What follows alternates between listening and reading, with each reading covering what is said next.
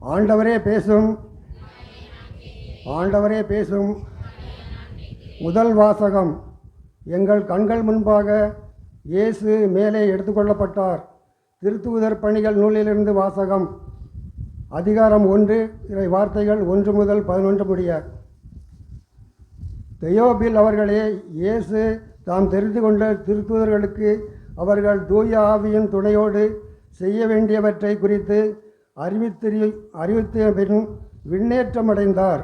விண்ணேற்றமடைந்த நாள் வரை அவர் செய்தவை கற்பித்தவை யாவற்றையும் குறித்து எனது நாள் வரை அவர் செய்தவை கற்பித்தவை யாவற்றையும் குறித்து எனது முதலாம் நூலில் நான் எழுதினேன்.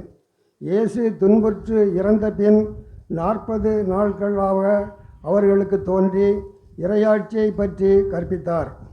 பல தெளிவான சான்றுகளால் தாம் உயிரோடு இருப்பதை காண்பித்தார். அவர்களோடு சேர்ந்து உண்ணும்போது அவர்களிடம், நீங்கள் எருசலேமை விட்டு நீங்க வேண்டாம், என்னிடமிருந்து கேட்டறிந்த தந்தையின் வாக்குறுதி நிறைவேற காத்தீர்கள். யோவான் தண்ணீரால் திருமுழுக்கு கொடுத்தார், நீங்களோ இன்னும் சில நாட்களில் தூய ஆவியால் திருமுழுக்கு பெறுவீர்கள் என்று கூறினார்.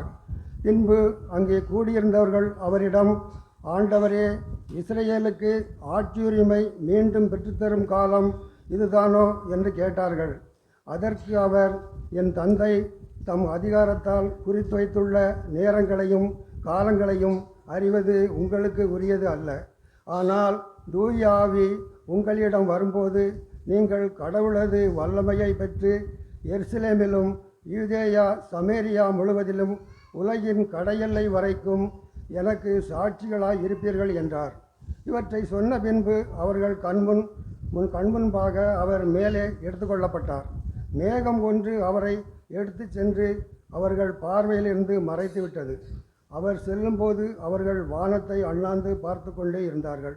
அப்போது வெண்ணாடை அணிந்த இருவர் தோன்றி, கலிலேயரே,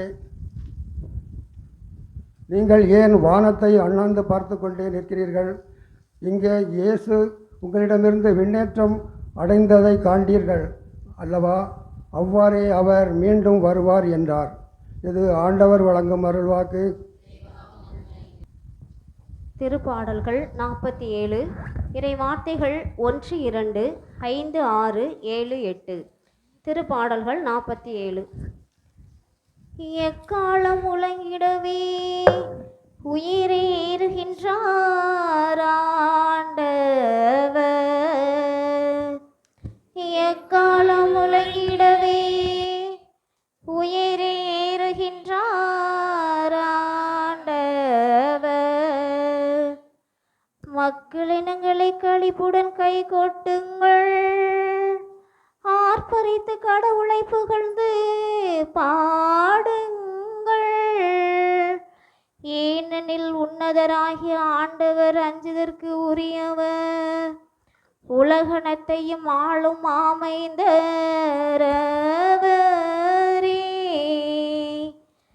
எக்காலம் முழங்கிடவே உயிரேறுகின்றார் ஆண்டவர். ஆரவார ஒளியிடையே பவனி செல்கின்றார் கடவுள். எக்காலம் முழங்கிடவே உயிரேறுகின்றார் ஆண்டவர். பாடுங்கள், கடவுளுக்கு புகழ் பாடுங்கள், பாடுங்கள், நம் அரசருக்கு புகழ் பாடுங்கள். எக்காலம் முழங்கிடவே உயிரேறுகின்றார் ஆண்டவர். ஏனெனில் கடவுளை அனைத்து உலகின் வேந்த அருட்பா தொடுத்து புகழ் பாடுங்கள். கடவுள் பிற இனத்தார் மீது ஆட்சி செய்கின்றார், அவர் தம் திரு அரியணையில் வீற்றிருக்கின்றார். எக்காலம் முழங்கிடவே உயிரேறுகின்றார் ஆண்டவர்.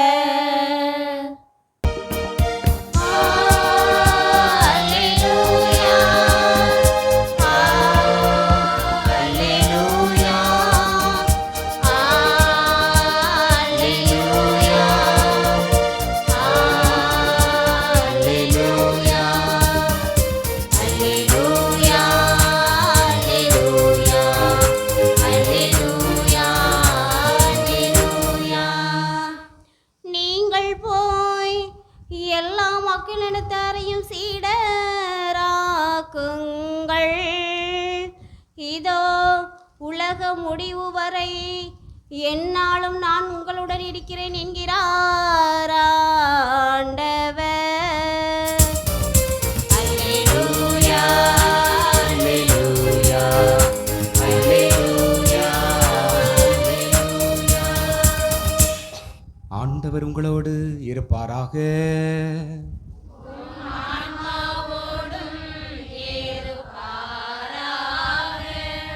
லூக்கா எழுதிய தூய நற்செய்தியிலிருந்து வாசகம்.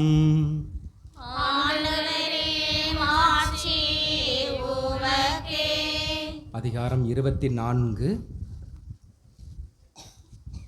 இறை வார்த்தைகள் 46 53 வரை.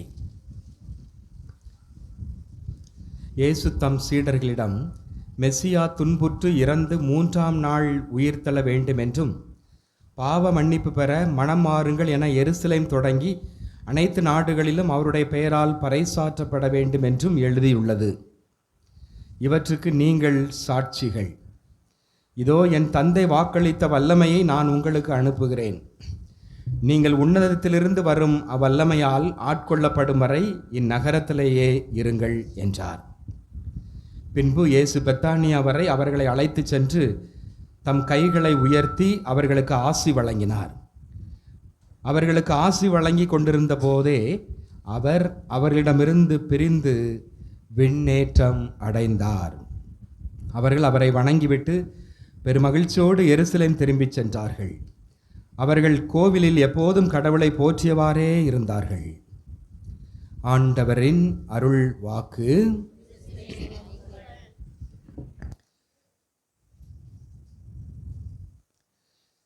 இறையேசுவில் பிரியமான சகோதர சகோதரிகளே, இல்லை நல்லா இருக்கீங்களா? மகிழ்ச்சியாக இருக்கிறீங்களா? மன நிறைவோடு இருக்கிறீங்களா? வாழ்த்துக்கள். கடந்த காலத்தை பற்றி யாரும் சிந்திச்சுக்கிட்டு இருக்கீங்களா? இல்லை. கடந்த கால காயங்கள், மனபாரங்கள், வேதனைகளை பற்றி சிந்திச்சுக்கிட்டு இருக்கீங்களா? அது வரலாம், ஆனால் அதை என்ன செய்யணும்? ஆண்டவர்கிட்ட ஒப்பு கொடுத்துருங்க. ஆண்டவர் நமக்கு நல்ல ஒரு குப்பை தொட்டியாக இருக்கும்போது நம்ம ஏன் கவலைப்படணும்? என்ன 1 பேதுரு 5:7 இதோ உங்கள் கவலைகளெல்லாம் என் மீது போட்டு விடுங்கள், ஆண்டவர் மேலே தூக்கி எரிஞ்சு. இப்படிப்பட்ட ஒரு கடவுள் நமக்கு இருக்கும்போது நமக்கு ஏன் கவலைப்படணும்? நம்ம ஏன் வேதனைப்படணும்? நம்ம எப்பொழுதுமே மகிழ்ச்சியாக இருக்க வேண்டும். எதிர்காலத்தை பற்றி அச்சம் இருக்கிறதா? இல்லை. எதிர்காலத்தில் என்ன செய்ய போகிறோமோ, எப்படி ஆரம்பித்த வேலை முடிய போகுதோ, என் பிள்ளைகள் எப்படி என்ன படிப்பு படிக்க போகுதோ, என்ன வேலை பார்க்க போகிறாங்களோ அப்படிங்கிறதுலாம் நிறைய இருக்குன்னு கவலைப்பட வேண்டாம். ஆண்டவர் நமக்கு நல்ல காரியங்களையும் நல்ல உற்சாகத்தையும் தருவார். எரேமியா 21:19 இதோ உங்களுக்கு வளமையான எதிர்காலத்தை நம்பிக்கையும் தரும் நல்வாழ்வின் திட்டங்களை வகுத்துள்ளேன். இப்போ ஆண்டவர் நமக்கு எதிர்காலத்தில் வச்சு நடக்கக்கூடியது எல்லாமே ஒரு நல்வாழ்வின் திட்டங்கள் தான். எனவே அப்படிப்பட்ட ஒரு நிலையிலே நாம் இருக்க வேண்டும். வானத்து பறவைகளை பாருங்கள், அவை விதைப்பதும் இல்லை, நூற்பதும் இல்லை. எதை பற்றி அது கவலைப்படாமல் இருக்குது? நாளை தினத்தை பற்றி அது கவலைப்படுதா? நாளை தினத்தை பற்றி கவலைப்பட வேண்டாம். அப்போ நாம் என்ன செய்யணும்? இப்போ இந்த நிகழ்வில், இந்த நேரத்தில், இந்த நிகழ்காலத்தில் நாம் அதிகமாக வாழ கற்றுக்கொள்ளும் பொழுது, நிகழ்காலத்தை பற்றி சிந்திக்கும் பொழுது, இப்பொழுது நடக்கின்ற இதிலே நமது கடமை என்ன, நமது செயல்பாடு என்ன, அதை நாம் மனதை ஒருமுகப்படுத்தி நாம் நமது வாழ்க்கையை நாம் செயல்படுத்த வேண்டும். Love your life. என்ன? Love your life. நமது வாழ்க்கையை நம்மளே அன்பு செய்யணும். என்ன? இந்த நிகழ்காலத்தை அன்பு செய்ய வேண்டும். Love the present. என்ன? இந்த நிகழ்காலத்தை நாம் அன்பு செய்ய கற்றுக்கொள்ள வேண்டும். சரி, ஒரு வசதியான ஒரு குடும்பம். அந்த குடும்பத்தில் ஒரு அருமையான ஒரு கடிகாரம் இருந்தது. அதனுடைய தனி சிறப்பம்சம் என்னவென்றால், அது பல தலைமுறைகளுக்கு அப்பாற்பட்டது. தலைமுறையாக ஒவ்வொருத்தர் மாதிரி கைக்கு வந்து இருக்கக்கூடிய ஒரு கடிகாரம். பெரிய கடிகாரம், நல்லா அழகாக இருக்கும். அப்போ அந்த வீட்டில் உள்ளவங்க அன்னைக்கு பெற்றோர்கள் ஒரு திருமண நிகழ்ச்சிக்கு வெளியே போயிட்டு நைட்டு கொஞ்சம் கால தாமதமாக வீட்டிற்கு வருகிறார்கள். அவருடைய பையன் வீட்டு வாசலில் உட்கார்ந்துருந்தான். பெற்றோர் பார்த்தோம்னா, டே என்னடா நீ தூங்கலையா, இங்கே உட்காந்துட்டு இருக்க, இப்படி முழிச்சிட்டு இருக்கியே. அப்போ அவன் பெற்றோரை பார்த்தவொடனே அப்படியே அழுதுட்டு ஓடி போய் சொன்னான், எனக்கு தூக்கம் வரலப்பா, தூக்கம் வரலம்மா. ஏண்டா? நான் அப்பாவை பார்த்து அவன் சொல்கிறான், அப்பா, உங்கள் தந்தை உங்களுக்கு கொடுத்த, உங்களிடம் ஒப்படைத்த இந்த கடிகாரம், இந்த கடிகாரத்தை நீங்கள் என்னிடம் ஒப்படைக்க இருக்கிறீர்கள், அதை நான் எனது அடுத்த வருங்கால தலைமுறைக்கு ஒப்படைக்க இருக்கிறேன். சரி, ஆமாம், அது நம்ம எல்லாத்துக்குமே உள்ளது தெரிஞ்சது தானே, என்னடா அது? அப்பா, அந்த கடிகாரத்தை நான் உடைச்சிட்டேன். அப்போ அப்பாவுக்கு பயங்கரமான ஒரு கோபம் வந்துச்சு. அம்மா அப்படியே அமைதி. சரி, ஏன் இது பண்ணுறீங்க? சின்ன பிள்ளை விளையாண்டுருப்பான், விளையாட்டில் மோதி உடஞ்சிருக்கும். ஆமாம்மா, அதான் நடந்துச்சு, போர் அடிச்சுதா விளாண்டேன், எதிர்பாராததான் மோதி உடஞ்சிட்டு அப்படின்னு சொல்லி சொன்னான். அன்புக்குரியவர்களே, பொறுப்பு ஒப்படைத்தல். இந்த ஆண்டவர் இயேசுனுடைய விண்ணேற்பு பெருவிழாவை நாம் கொண்டாடுகிறோம்.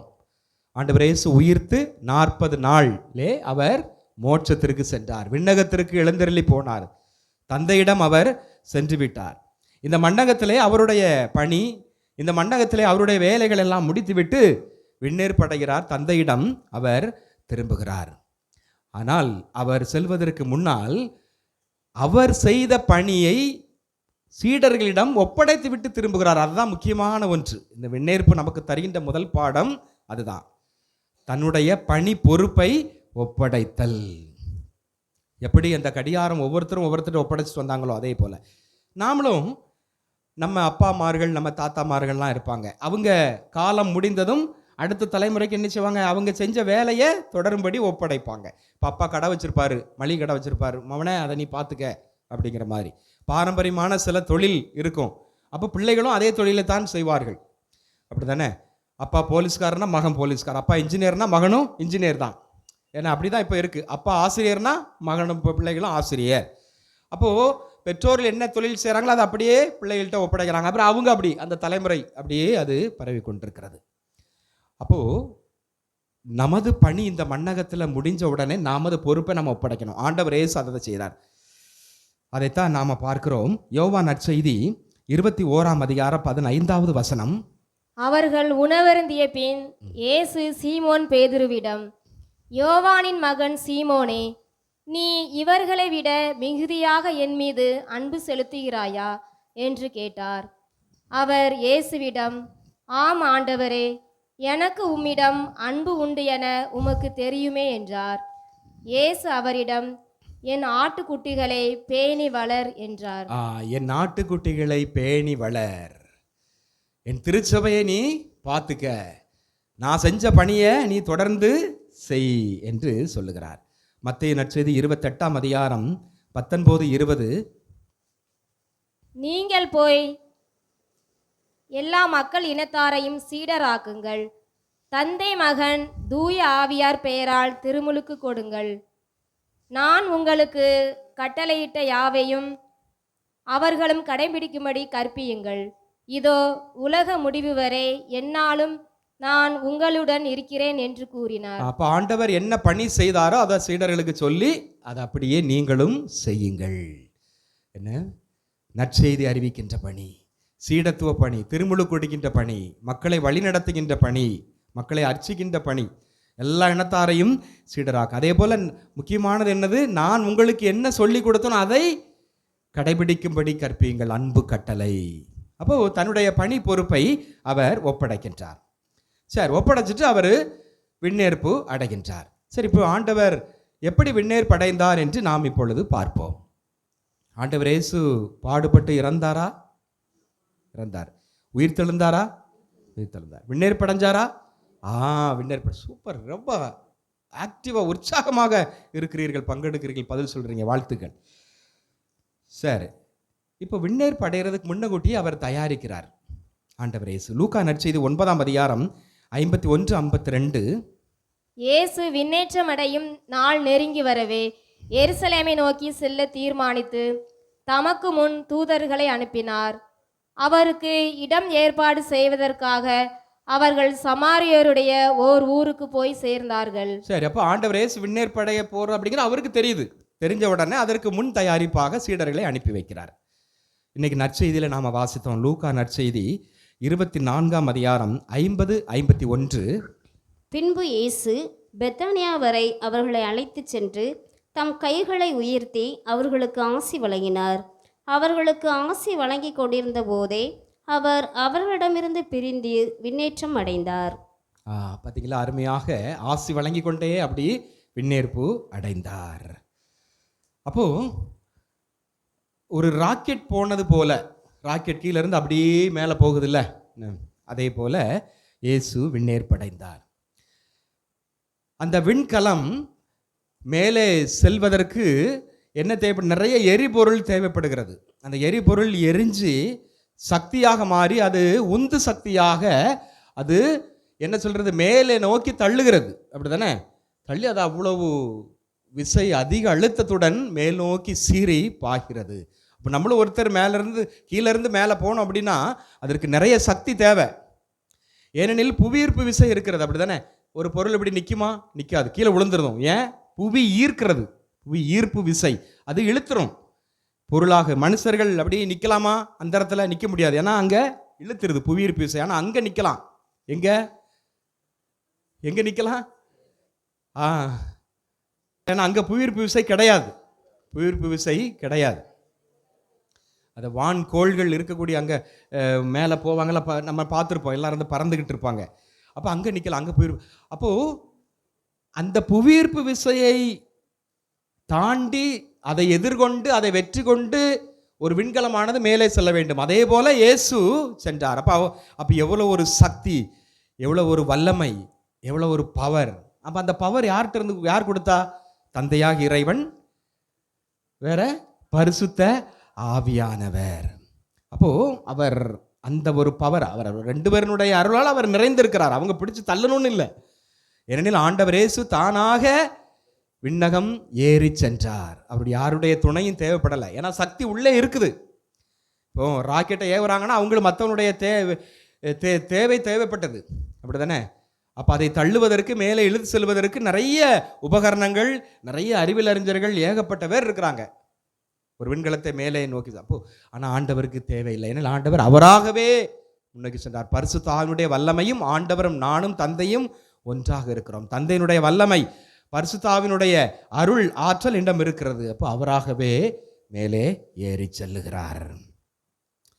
நாம உயிர்த்தெழுந்தலுக்கு எல்லா ஊர்லேயும் திருப்பலியில் உன்னதங்களிலே பாடும்போது ஒரு நிகழ்ச்சி நடக்கும். என்ன, தனியாக ஆண்டவர் இயேசு உயிர்த்தெழுந்தலுக்கு ஒரு கூண்டு, மலை கூண்டு கட்டி கல்லறை மாதிரி, அதிலிருந்து வர்ற மாதிரி, கல்லறை திறக்கிற மாதிரி வச்சுருப்பாங்க. சிலதில் கீழே இருந்து அப்படியே ஆண்டவர் அப்படி மேலே வருவார், உயிர்த்தெழுந்து வருவார். அப்படி தானே? ஆனால் இந்த விண்ணேற்புக்கு தான் நாம் அப்படி செய்யணும். அப்படி வைக்கலாம்ல? என்ன, நிறைய பங்கு கோயில்கள்லாம் இருக்குது. சில கோயில்களில் வச்சுப்பாங்களா என்னென்னு தெரில. அது மெக்கானிக்கல் இன்ஜினியரிங் படித்தவங்கலாம் இன்றைக்கி நிறைய பேர் இருக்கிறாங்க. அப்படி தானே? பொறியாளர்கள் வச்சு ஏதாவது ஒரு மிஷின் எந்திரம் ரெடி பண்ணி அது அப்படியே, ஏன்னா 40 நாள் அப்படி இருக்குது, உயிர் தாண்டவர் இருக்கிறாங்க, அது அப்படியே மேலே போகிற மாதிரி அப்படியே போய் அப்படியே மேலே மறைகிற மாதிரி செய்யலாம். என்ன அடுத்த வர்ற காலங்களில் இளைய தலைமுறையினர்கள் எவ்வளவோ படிச்சிருக்கிறாங்க. இந்த விண்ணேற்பு விழாவுக்கு இப்படி ஒரு அதிசயத்தை, ஒரு அதிசயம் இல்லை, ஒரு அதை அப்படி பார்க்கும்போது இன்னும் மக்களுக்கு நல்ல பொருள் உணர்ந்ததாக அது இருக்கும். அப்போ இயேசு சீடர்கள் முன்னால் அவங்களுக்கு ஆசீர்வாதம் கொடுத்து கொண்டே அவர் விண்ணகம் ஏறி சென்றார். இன்று முதல் வாசகத்துக்கு வாருங்கள். திருத்தூதர் பணிகள் 1ஆம் அதிகாரம் 9வது வசனம். இவற்றை சொன்ன பின்பு அவர்கள் கண்கள் முன்பாக அவர் மேலே எடுத்துக்கொள்ளப்பட்டார். மேகம் ஒன்று அவரை எடுத்து சென்று அவர்கள் பார்வையிலிருந்து மறைத்து விட்டது.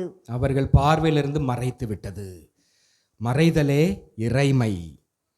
இயேசு மனிதனாக இருப்பதற்கு, வருவதற்கு ஒரு மனு உருவு தேவைப்பட்டது. இயேசு இறைவனாக இருப்பதற்கு ஒரு விண்ணேற்பு தேவைப்பட்டது. மறைதலே இறைமை. மறையவன், மறை கல்வி. அந்த மறையவன் இறைவன் மறைந்தே இருக்கக்கூடியவர். எனவே அவரை பற்றி அறிவதுதான் மறைக்கல்வி, மறைந்து இருக்கக்கூடியவர். எனவே மறைந்து அவர் அந்த விண்ணேற்பிலே இந்த ஒரு நிகழ்வை, சிந்தனையை நாம் அருமையாக பார்க்கலாம். சரி, இயேசு விண்ணேற்பு அடைந்து அவர் எங்கு இருக்கிறார்? இயேசு விண்ணேற்பு அடைஞ்சாச்சு.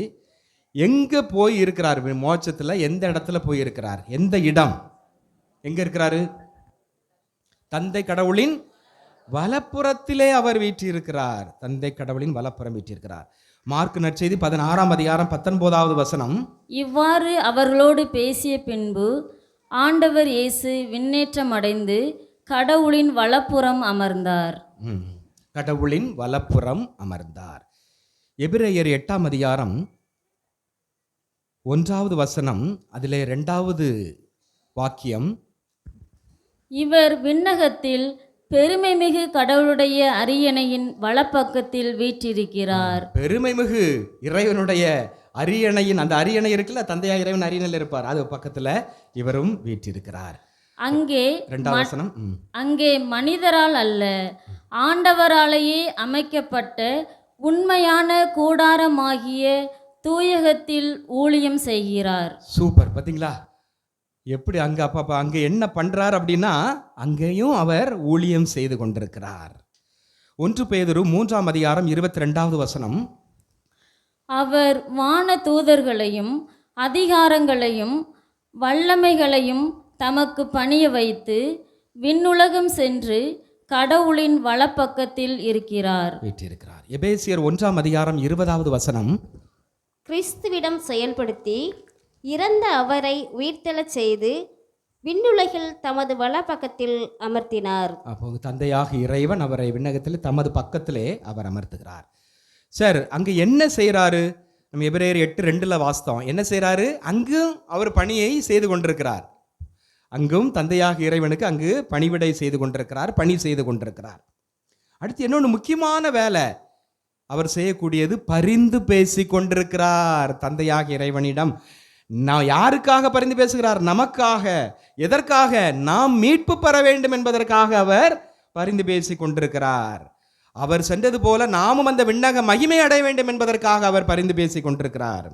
எபிரேயர் 7ஆம் அதிகாரம் 25வது வசனம்.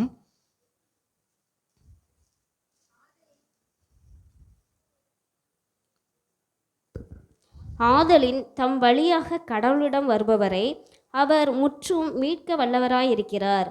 அவர்களுக்காக பரிந்து பேசுவதற்கென என்றுமே உயிர் வாழ்கிறார். பார்த்தீங்களா? அதுக்காக தான் அவர் என்றுமே உயிர் வாழ்கிறார். அவருக்கு இறப்பே கிடையாது.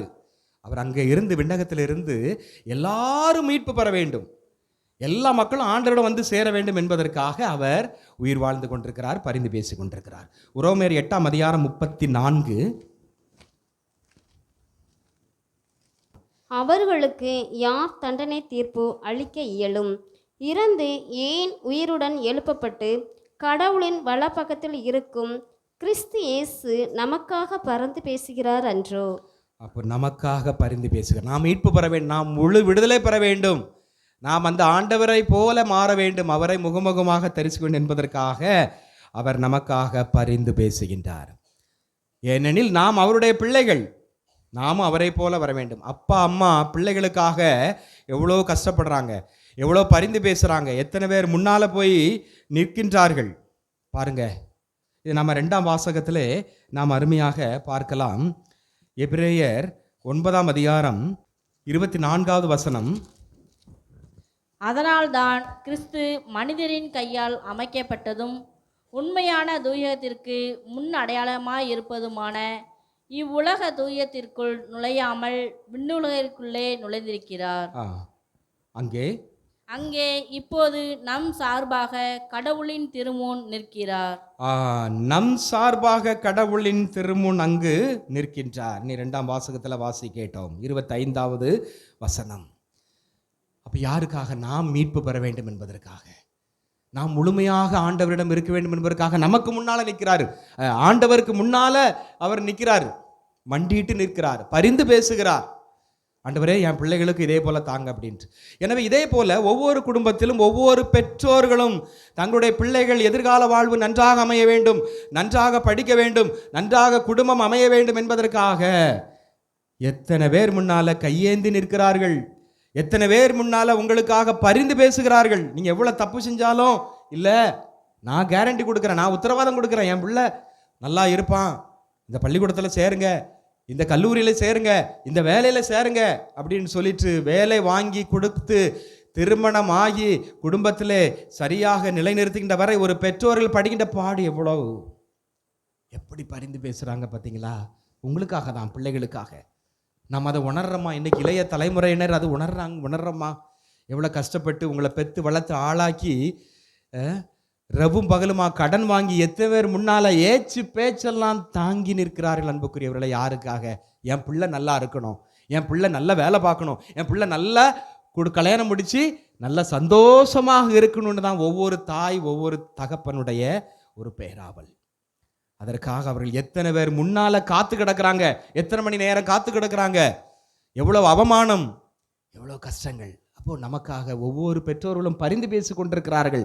ஏன்? என் பிள்ளை நல்லா இருக்கணும் அப்படிங்க. அதே போலதான் ஆண்டவர் இயேசுவும் விண்ணேற்றம் அடைந்து ஆண்டவர் வல பக்கத்தில் இருந்து நமக்காக பரிந்து பேசி கொண்டிருக்கிறார். நாம் எல்லாரும் அவருடைய பிள்ளைகள் அல்லவா? சரி, ஆண்டவர் இயேசு விண்ணேற்றம் அடைந்து போன உடனே சீடர்கள் என்ன செய்கிறாங்க? அவர்கள் நற்செய்தி பணியாற்றுகிறார்கள். மார்க் நற்செய்தி 16ஆம் அதிகாரம் 20வது வசனம். அவர்கள் புறப்பட்டு சென்று எங்கும் நற்செய்தியை பறைசாற்றினர். ஆண்டவரும் உடன் இருந்து செயல்பட்டு நிகழ்ந்த அரும் அடையாளங்களால் அவர்களுடைய வார்த்தையை உறுதிப்படுத்தினார். அப்போ சீடர்கள் ஆண்டவர் விண்ணேற்பு அடையறதுக்கு முன்னாடி சொன்ன கட்டளை, அந்த நற்செய்தி பணியை, என் பணியை தொடர்ந்து செய்யுங்கள், அந்த பணியை செய்ய ஆரம்பிச்சிட்டாங்க. ரெண்டாவது, சான்று பகர்தல். ஆண்டவர் இயேசு விண்ணேற்புக்கு முன்னால எனக்கு நீங்கள் சான்று பகர வேண்டும், எனக்கு நீங்கள் சாட்சிகளாக இருக்க வேண்டும் என்று சொல்கிறார். இந்த முதல் வாசகம் திருத்தூதர் பணிகள் 1ஆம் அதிகாரம் 8வது வசனம். தூய ஆவி உங்களிடம் வரும்போது நீங்கள் கடவுளது வல்லமையை பெற்று எருசலேமிலும் யூதேயா சமேரியா முழுவதிலும் உலகின் கடை எல்லை வரைக்கும் எனக்கு சாட்சிகளாய் இருப்பீர்கள் என்றார். உலகின் கடை எல்லை வரை எனக்கு சாட்சிகளாக இருப்பீர்கள். அப்ப ஆண்டவருக்கு சாட்சிகளாக இருப்பது எப்படி? ஆண்டவருக்கு சான்று பகர்வது எப்படி? அந்த நற்செய்தியை நாம் வாழ்வாக்குவது, அந்த நற்செய்தியை நாம் செயலிலே காட்டுவது, அவருடைய வார்த்தையை நாம் கடைபிடித்து வாழ்வது, அதுதான் ஆண்டவர் இயேசுவுக்கு சான்று பகர்தல். ஆல்பர்ட் ஸ்விட்சர் என்பவர் அமெரிக்காவிலே சிகாகோ நகரை சார்ந்தவர். தனது 25வது வயதிலே மறையுரை ஆற்றுவதிலும் இறையியல் வகுப்புகள் எடுப்பதிலும் சிறந்தவராக விளங்கினார். அதன் பிறகு 1952ஆம் ஆண்டு ஆப்பிரிக்காவிலே உலகப் போரின் காரணமாக அந்த மக்கள் பஞ்சம் பட்டினியால் வாடினார்கள். அந்த நேரத்தில் மருத்துவம் பயின்று அந்த மக்களுக்கு சென்று மருத்துவ சேவை செய்து கொண்டிருந்தார், அந்த கஷ்டப்பட்ட மக்களுக்கு. அதே போல இனி இந்த உலகம் போரே வேண்டாம், அணு ஆயுதங்கள் வேண்டாம் என்பதிலே அவர் போராட்டமாக கூறி சிறப்பாக உலகத்திற்கு தெரியப்படுத்தி கொண்டிருந்தார். இந்த பணி, இந்த சமூக பணியின் காரணமாக அவருக்கு நோபல் பரிசு அமெரிக்காவிலே கொடுக்கப்பட்டது. எனவே அதை பெறுவதற்காக தனது சொந்த ஊருக்கு சிகாகோ நகருக்கு திரும்புகிறார். ரயில் பெட்டியிலே பயணம் செய்கிறார். அங்கு அமெரிக்காவிலே சிகாகோ நகரில் அவரை வரவேற்பதற்காக அவர் ஊரை சார்ந்தவர்கள் ஏகப்பட்ட பேர் நிற்கிறார்கள், பேட்டியாளர்கள் இருக்கிறார்கள், கேமராமேன் எல்லாம், ஒளி வெளிச்சங்கள் எல்லாம் ஆடம்பரம்பா, மேளதாளம் எல்லாம் இருக்கிறது. ரயில் பெட்டியை விட்டு இறங்குகிறார். இறங்கிய உடனே அவர்களை விட்டு அகன்று நேரே முன் சென்று அங்கே ஒரு கருப்பின பெண்மணி கஷ்டப்பட்டு கடினப்பட்டு நடக்க முடியாமல் பெட்டியை தூக்க முடியாமல் தூக்கி வந்தார். ஓடி சென்று அந்த பெண்மணியிடம் பெட்டியை வாங்கி, அம்மா நீங்கள் எங்கு செல்ல வேண்டும் என்று அந்த செல்கின்ற இடத்திற்கு பேருந்தில் ஏற்றிவிட்டு உதவி செய்துவிட்டு வந்து மீண்டும் இந்த வரவேற்பையும் பெற்றுக்கொள்கிறார். அந்த பேட்டியாளர்களிடமும் அவர் கலந்து கொள்கிறார். அப்பொழுது அந்த பேட்டிக்கான வந்தவர் அவர் சொல்லுவார், நான் கோயிலிலே மறையுரையை கேட்டிருக்கிறேன், இதுதான் முதல் முறை நடமாடும் மறையுரை நான் பார்க்கின்றேன். அப்போ இதுதான் ஒரு சாட்சிய வாழ்வு. அன்னை தெரசால் இன்னும் எவ்வளோ பேர்கள் புனிதர்கள் இதைத்தான் செய்தார்கள். ஆண்டவர் இயேசுவுக்கு போதிப்பது மட்டுமல்லாமல் அதை வாழ்க்கையிலே வாழ்ந்து காட்டினார்கள். பிறரன்பு பணியிலே, சமூக பணியிலே தங்களையே அவர்கள் இணைத்து கொண்டார்கள். இதுதான் நீங்கள் என் சாட்சிகள். ஆண்டவர் இயேசுவுக்கு சான்று பகர வேண்டும் என்று இந்த விண்ணேற்பு நாளிலே ஆண்டவர் நமக்கு இரண்டாவது செய்தியாக அவர் நமக்கு தருகின்றார். மூன்றாவது, ஆண்டவருடைய விண்ணேற்பு நமக்கு கற்றுத்தருகின்ற பாடம் என்ன? நாம் அவரை போல விண்ணேற்படைய வேண்டும். நம்மளுடைய எண்ணத்திலே நாம் விண்ணேற்படைய வேண்டும். நமது எண்ணம் மேலோங்கி இருக்க வேண்டும். கொலோசியர் 3:1 நீங்கள் கிறிஸ்துவோடு உயிர் பெற்று எழுந்தவர்களானால் மேலுலகு சார்ந்தவற்றை நாடுங்கள். அங்கு கிறிஸ்து கடவுளின் வலப்பக்கத்தில் அமர்ந்திருக்கிறார். பார்த்தீங்களா? அப்போ நாம் மேலுலகு சார்ந்தவற்றை நாட வேண்டும். ஆண்டவருடைய விண்ணேற்பு பெருவிழாவிலே நாம் ஆண்டவர் நமக்கு தருகின்ற 3வது செய்தி, நாம் மேலுலகு சார்ந்தவற்றை நாட வேண்டும். அப்படின்னா என்ன மேலுலகு சார்ந்தவை? அதை ஆதிகால கிறிஸ்தவர்கள் தங்களுடைய வாழ்க்கையிலே வாழ்ந்தே காட்டினார்கள். திருத்தூதர் பணிகள் 2ஆம் அதிகாரம் 42 47 வரை நாம் அருமையாக வாசிக்கலாம். வாசிங்க.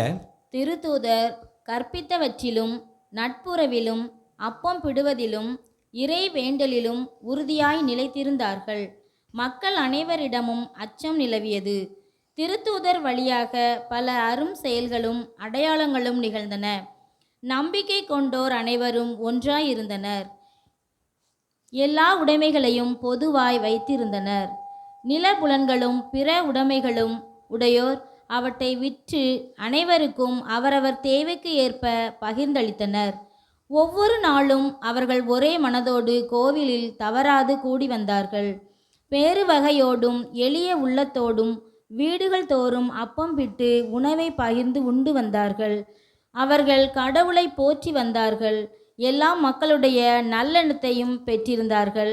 ஆண்டவரும் தாம் மீட்டு கொண்டவர்களை நாள்தோறும் அவர்களோடு சேர்த்து கொண்டே இருந்தார். பார்த்தீங்களா? இதுதான் இந்த தொடக்க கால கிறிஸ்தவர்கள், இதுதான் மேலுலகு சார்ந்த ஒரு வாழ்க்கை, ஒரு சாட்சியம் நிறைந்த ஒரு வாழ்க்கையை அவர்கள் வாழ்ந்து காட்டினார்கள்.